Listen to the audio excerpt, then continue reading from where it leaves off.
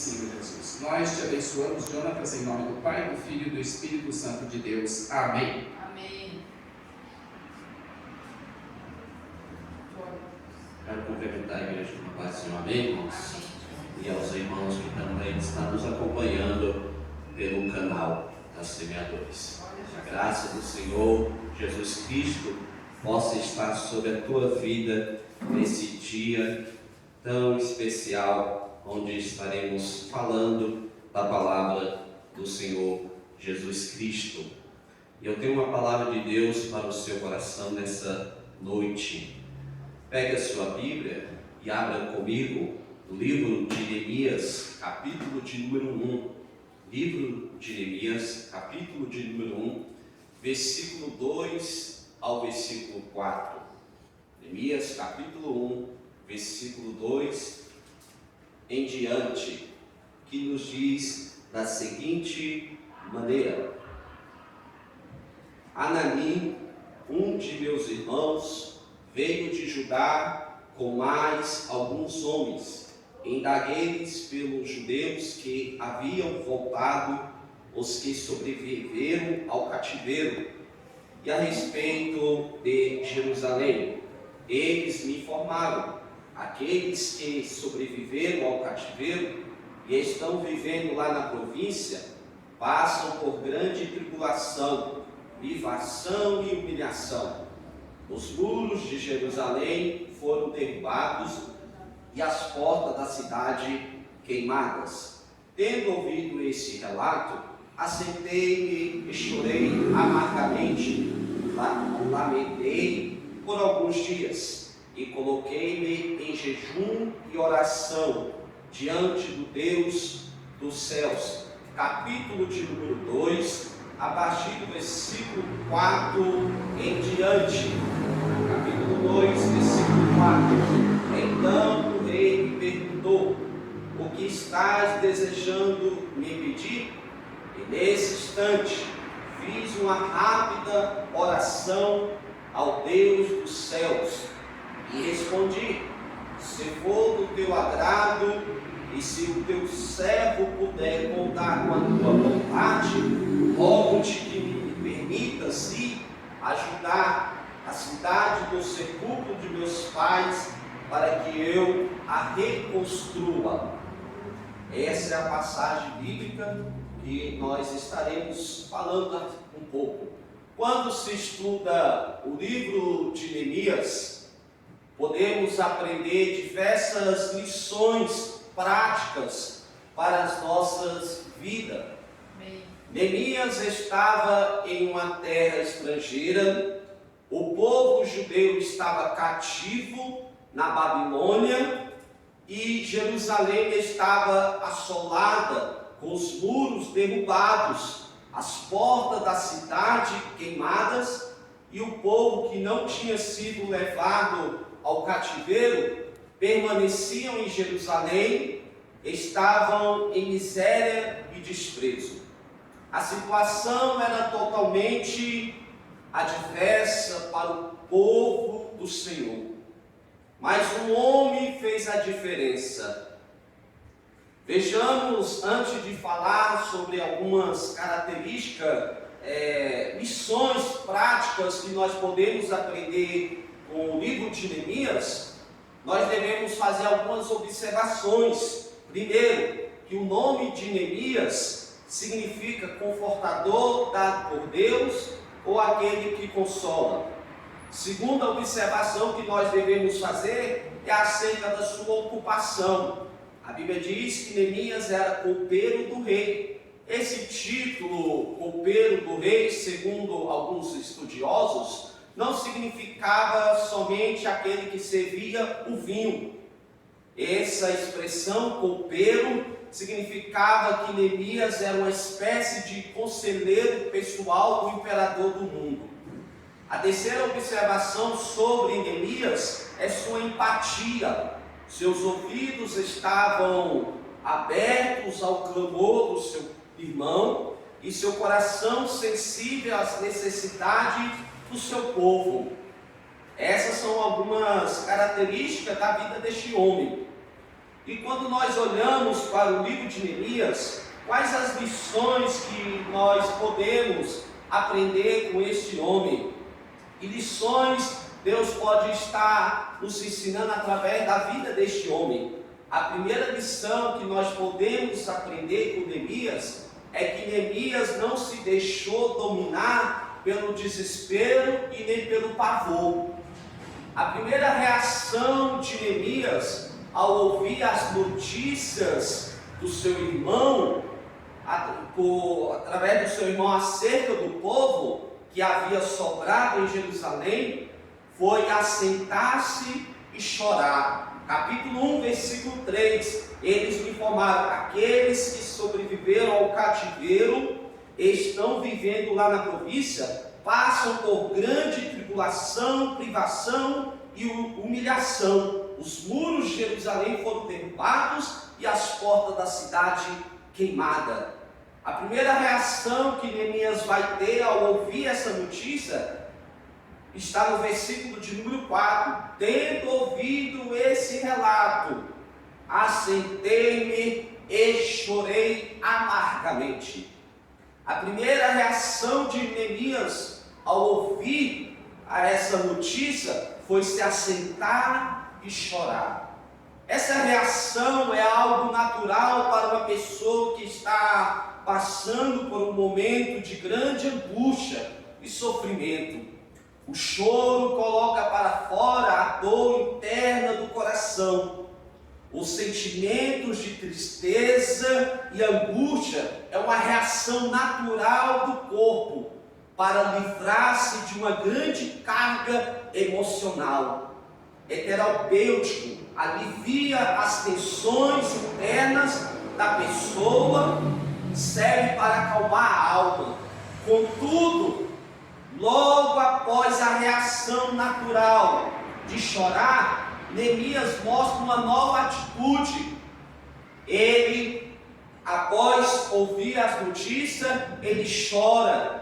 Por algum momento ele está chorando amargamente, mas em seguida ele vai tomar uma nova atitude.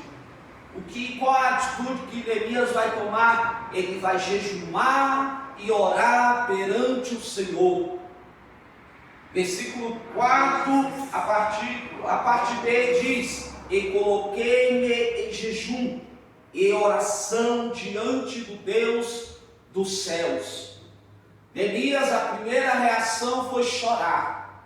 Agora Neemias toma uma nova atitude. Ele vai jejuar e orar perante o Senhor. Neemias não se deixou dominar pela tristeza, não permitiu que o desespero tomasse conta de seu coração. Ele reagiu porque sabia que o seu choro não resolveria a crise que se apresentava diante dele. Apesar da tristeza, da angústia e do medo que estivesse sentindo, abro um parente para dizer que lembre que ele era um dos cativos, vivendo como escravo do rei Artaxerxes. Embora ele estivesse nessa condição, ele não se deixou dominar por nenhum desses sentimentos de tristeza, de angústia. Ele não se deixou dominar por esses sentimentos. Existem dois sentimentos que podem tornar uma pessoa derrotada antes mesmo de tentar uma solução para os seus problemas: o desespero e o pavor. E o que significa a palavra desespero? A palavra desespero significa desesperança com irritação. Isso significa a falta de esperança na solução do problema. Já a palavra pavor significa sensação provocada por medo violento, terror. Uma pessoa apavorada está com medo descontrolado, está aterrorizada, e isso pode cancelar todo o seu potencial criativo e de raciocínio é subjugado pelo sentimento que tomou sua alma. Desta forma, mesmo questões simples podem tornar-se complexas e causas pequenas ficam grandes sem solução. Neemias chorou, o que é uma reação natural, mas não se deixou tomar pelo desespero e nem pelo pavor. Ele teve autocontrole, o domínio próprio, que é um dos frutos do Espírito. Gálatas capítulo 5, versículo 22 ao 23, se refere a dominar esses sentimentos que tentam desestabilizar nosso estado natural. Um exemplo, Agar, serva de Sara. Quando Sara concebeu e deu à luz a Isaque, ela pede para Abraão despedir Agar. E Agar é colocada para fora com Ismael, seu filho. Deus disse a Abraão que poderia ouvir Sara, pois o Senhor cuidaria do menino. Gênesis capítulo 21, versículo 10 ao 13. Abraão despede Agar, dá a ela pão e um odre de água, e ela se foi para o deserto. Agora Agar está no deserto, não sabendo o que fazer, deixa o menino em certa distância, se afasta para não ver morrer o menino. Mas a Bíblia diz que o Senhor ouviu o choro do menino. Ela se afasta. Por quê? Porque Agar foi dominada pelo desespero e nem se deu conta de que ali próximo havia água. Pois em Gênesis capítulo 21, versículo 19 diz: e abriu-lhe Deus os olhos de Agar e viu um poço de água. A passagem não diz que Deus criou um poço de água, mas que o Senhor abriu os olhos de Agar para enxergar. Ela não estava enxergando o poço, mas o poço estava ali. Havia uma fonte. Por quê? Porque o poço já existia, mas o desespero havia cegado Agar. Ela foi tomada pelo desespero. E agora, o que eu faço? Fui despedida, eu estou no deserto. Deixa o menino a certa distância, se afasta, porque ela não sabia o que fazer. Ela é tomada pelo desespero. Mas o desespero havia cegado Agar. O desespero, ele cega a pessoa, anula suas forças e seu potencial. Por isso que não devemos permitir que esse sentimento domine as nossas vidas. Devemos desenvolver o fruto do domínio próprio e acreditar sempre que para Deus não há impossível. Amém. Que o desespero não possa tomar conta das nossas vidas. A primeira lição que nós podemos aprender com Neemias é que Neemias não deixou o desespero tomar conta da sua vida. Ele teve controle emocional. Ele teve estabilidade emocional para enfrentar a crise que se abatia naquele lugar. A segunda lição que nós podemos aprender com Neemias, com a vida de Neemias, é sobre oração e jejum. Versículo 4 vai dizer: tendo ouvido esse relato, assentei-me, chorei amargamente, lamentei por alguns dias e coloquei-me em jejum e oração diante dos Deus dos céus. Perceba que Neemias, logo após a reação natural, chorar e lamentar, ele partiu para a ação.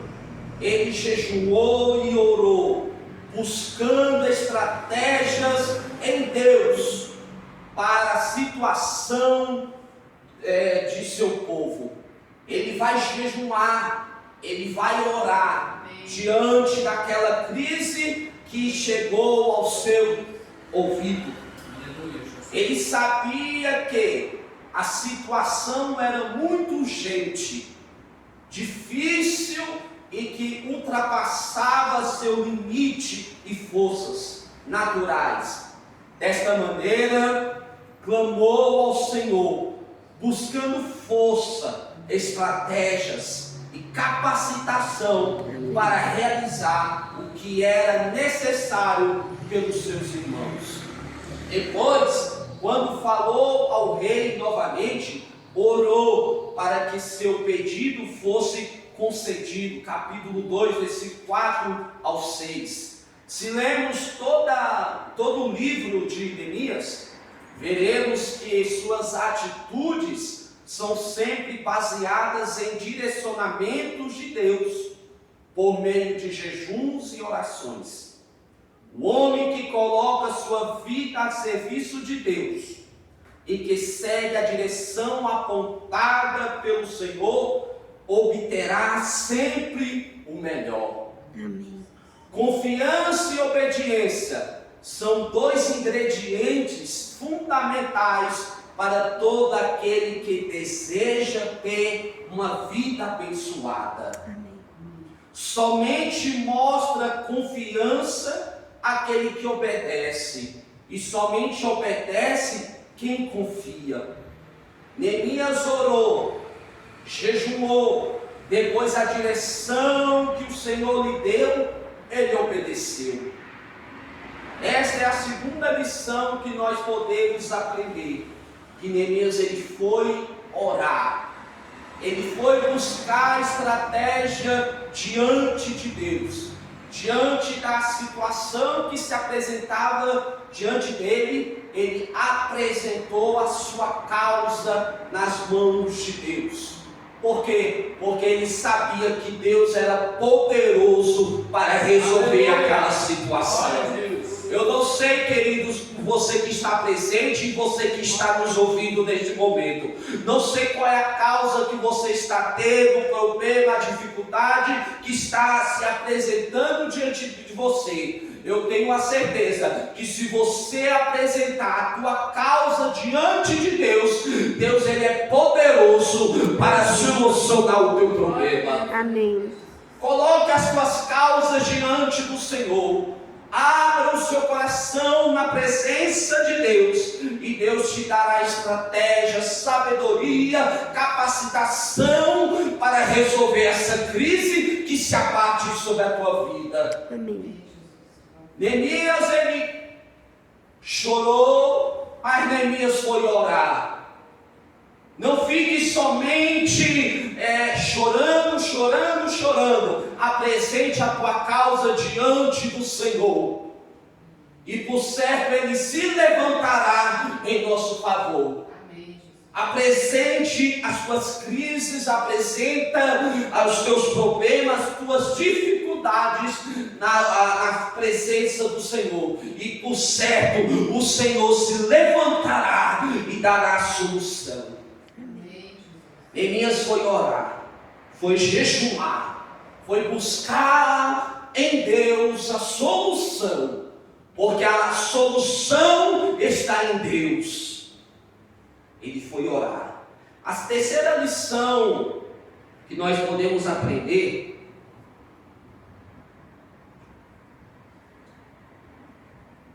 com a vida de Neemias: Glória a Deus. reconheça o momento atual. Esta é a terceira lição que nós podemos aprender. Reconhecer o momento atual. Neemias ouviu a notícia dada pelo seu irmão Anani e reconheceu o momento de crise. Ele chorou, orou, jejuou, falou com o rei, porque reconheceu a calamidade que estava sobre ele e seu povo. Aleluia! Ele não tentou fingir que estava tudo bem. Afinal, ele vivia no palácio do rei. Ainda que como servo, a situação de Neemias era muito mais cômoda do que o restante do povo que ficou em Jerusalém. Ele reconheceu o momento de dificuldade e agiu de acordo com a exigência da situação.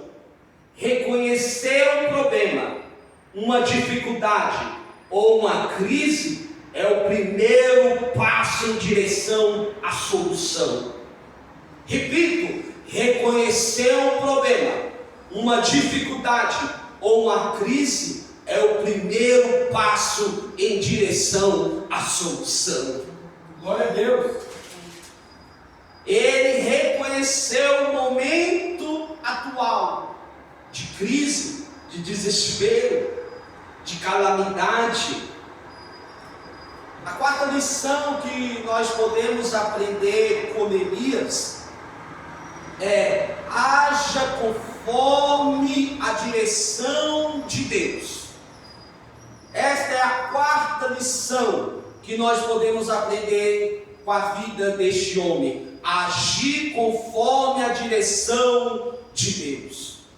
Após reconhecer o momento atual, orar, jejuar, Neemias teve que agir.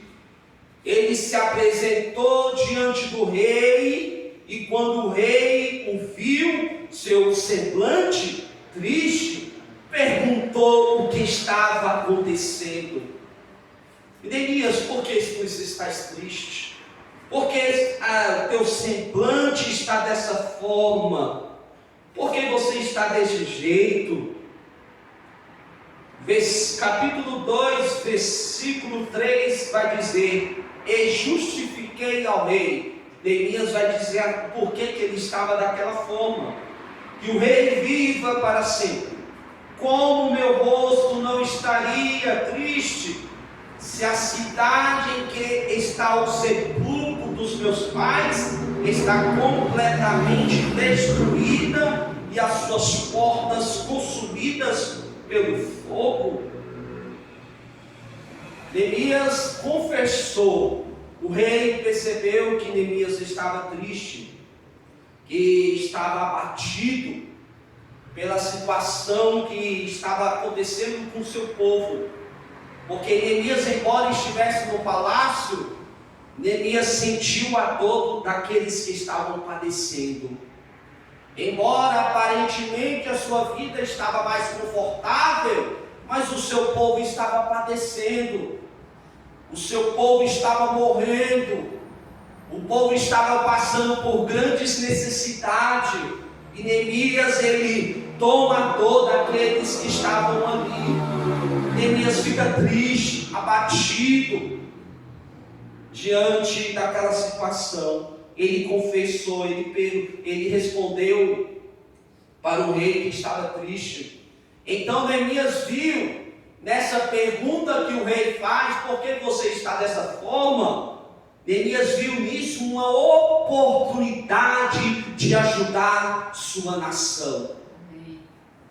Eu abro um parênteses para dizer que Deus vai criar uma situação e alguém te fará uma pergunta.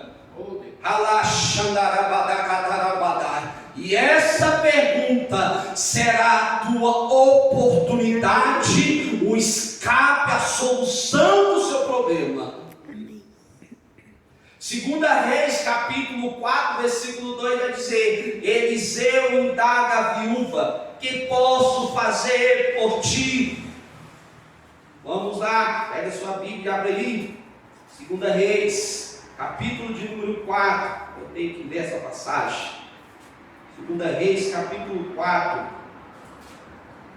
Certo dia, a esposa de um dos discípulos dos profetas suplicou a Eliseu, dizendo: teu servo, meu marido, morreu, e bem sabes o quanto teu servo amava com zelo a Yahvé, o Senhor.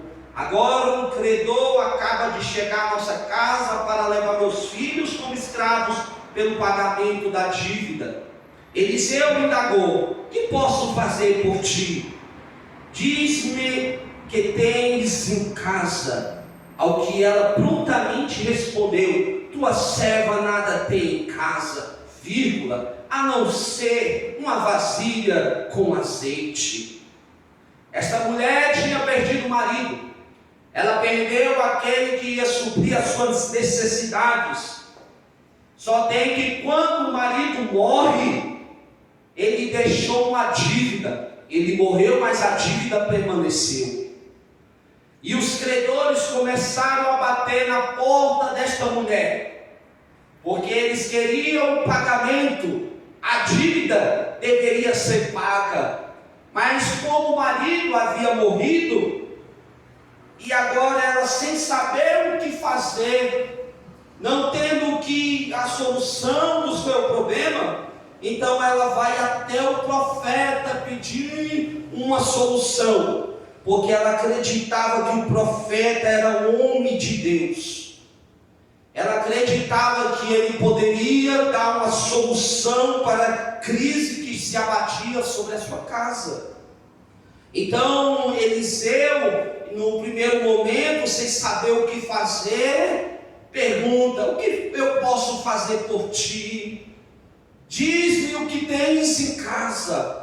A solução estava dentro da casa daquela mulher. O milagre estava dentro da casa daquela mulher. Mas o desespero não deixou ela ver a saída. Ela estava com a solução do seu lado. E ela vai em direção ao profeta, pedindo a palavra, uma direção. E o profeta diz: declara-me o que tens em casa. Tua serva não tem nada senão uma vasilha com azeite. A vasilha com azeite era o suficiente para que o milagre acontecesse. Nós podemos aprender aqui que o milagre de Deus está baseado naquilo que nós temos. O milagre de Deus está baseado naquilo que nós temos. E aquela mulher só tinha uma vasilha com uma botija de azeite, que foi o suficiente para que o milagre acontecesse. E ela, o profeta Eliseu, mediante o Espírito de Deus, dá uma palavra para aquela mulher: vai e pede emprestada vasos vazios, não poucos. A direção foi dada. O profeta liberou uma palavra para aquela mulher e ela obedece. Ela obedece a palavra. E outra lição que nós podemos aprender com aquela mulher é que se ela não tivesse uma boa convivência com seus vizinhos, seria muito difícil ela conseguir aquelas vasilhas. Ela teria que ter uma boa relação com seus vizinhos. Por isso, querido, que nós não podemos, devemos tratar aqueles que estão ao nosso lado com amor, com carinho, porque amanhã você pode precisar dele. Amanhã você pode precisar do teu vizinho. Então mantenha bons relacionamentos, porque amanhã você pode precisar dessas pessoas. E ela foi e pediu, e o milagre aconteceu. Outra passagem nesse sentido é em Lucas capítulo 5, versículo 4, que vai dizer: assim que acabou de ministrar, dirigiu-se a Simão e aos demais e lhe pediu: ide para onde as águas são mais profundas, e lançai as vossas redes para a pesca. Versículo 6 diz: assim procedeu, e pegaram enorme quantidade de peixes, tanto que a sede começava a se romper. Nós temos aqui outra passagem, onde os discípulos pescaram a noite toda, passam a noite, a madrugada, tentando pegar peixe, mas eles não conseguiram. A noite foi péssima, a noite foi frustrante, foi uma noite decepcionada, foi uma noite frustrada. Mas eles estavam todos tristes ao amanhecer, estavam abatidos porque não havia pescado, não havia conseguido mantimento para levar para a sua casa. Então Jesus, após o seu ensino, Jesus dirige-se a Simão e aos demais lhe pede: ide para onde as águas são mais profundas e lançai as vossas redes para pescar. Aí Simão vai dizer, ao que lhe replicou Simão: mestre, tenho trabalhado durante a noite toda. Senhor, trabalhamos a noite transformou-se em madrugada, e a madrugada em manhã, e nada de peixe. Foi uma noite frustrante, foi uma noite decepcionante. Pedro abriu o seu coração, ele apresentou para Jesus o seu problema. Senhor, a minha noite foi frustrante. A minha noite, Senhor, foi mal.